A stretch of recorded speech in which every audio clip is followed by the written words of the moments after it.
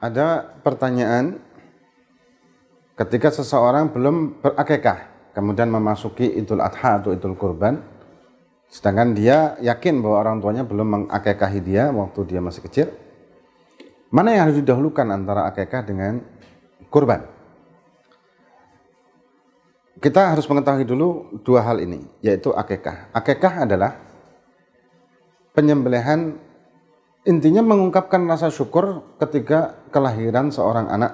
Ketika anak laki, maka mengungkapkan rasa syukurnya dengan menyembelih 2 kambing, sunnahnya dan afdolnya, kemudian 1 kambing ketika anak perempuan.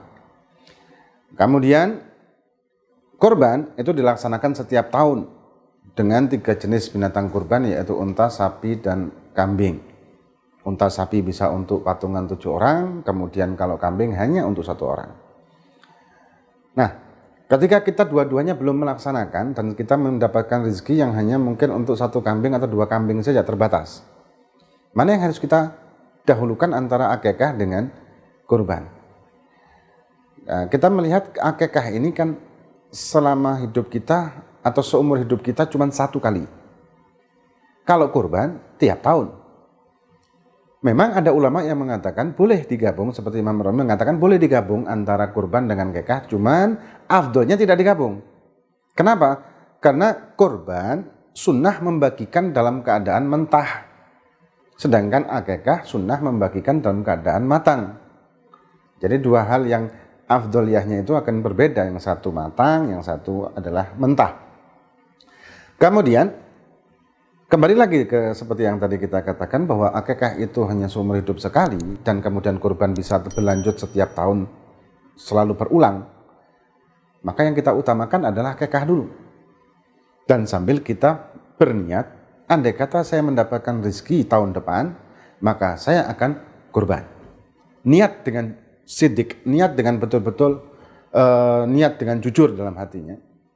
Dan ternyata tahun depannya, subhanallah, dia tidak punya rezeki untuk membeli kambing. Maka dia niatkan, insya Allah tahun depan saya dapat rezeki, saya mau berusaha untuk menabung, saya akan berusaha untuk kurban ketika saya mendapatkan rezeki. Tahun depannya ternyata tidak bisa lagi. Terus berlanjut sampai dia wafat dan dia tidak pernah mampu untuk berkurban ketika datangnya Idul Adha. Maka nanti di yaumil qiyamah dia akan dibangkitkan oleh Allah Subhanahu wa taala dengan pahala kurban yang sempurna, sedangkan dia belum pernah melakukan. Inilah keistimewaan umat Nabi Muhammad SAW yang niatnya itu dihitung oleh Allah Subhanahu wa taala ketika mereka tidak mampu melaksanakan niat tersebut, betul-betul tidak mampu. Seperti kita haji, umroh, apapun, atau bangun masjid. Kita punya niat seperti itu dengan kesungguhan niat, kalau saya memang dapat rezeki, saya akan melakukan itu semua. Ternyata tidak pernah mampu sampai wafatnya, maka akan diberi oleh Allah pahala melakukan, sedangkan dia tidak pernah melakukan, tapi hanya meniatkan dengan betul-betul sidik niatnya.